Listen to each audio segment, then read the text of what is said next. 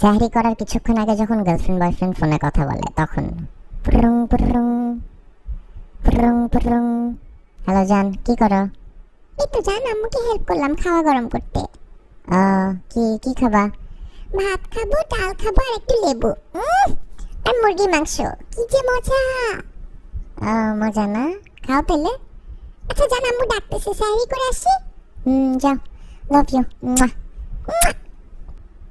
সাহরি করার কিছুক্ষণ পর যখন আবার ফোনে কথা বলে তখন পুরুং পুরুং পুরুং পুরুং।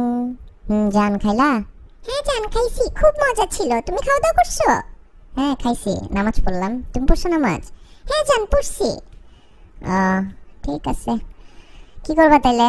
সকালে ক্লাস আছে না তোমার? যাও ঘুমাও, সকালই তো হয়ে গেছে অলমোস্ট। হ্যাঁ জান ঘুমাইতে যাচ্ছি। তুমি কি করবা? তুমিও ঘুমাই যাও, তোমার তো কোনো কাজ নেই। হ্যাঁ আমি একটু ফেসবুকে মেসেজ চেক করে ঘুমাই যাচ্ছি, এখনই ঘুমাই যাবো আর 5-10 মিনিটে।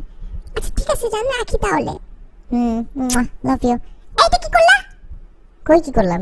এই যে মাত্র এটা কি দিলা? চুমা দিলাম? কেন, তোমার কমন সেন্স নাই? তুমি বুঝো না আমি রোজা রাখছি?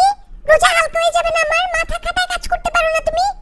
আরে আজব, একটা চুমাই তো দিলাম। সারাদিনই তো দাও, মন ভরে না? সারাদিন দিয়ে তোমার মন ভরে না কেন? তোমার এত চুমা দিতে হবে কেন ফোনের মধ্যে? ফালতু যত সব, আমার রোজাটাই হালকা করে দিলা। ধুর।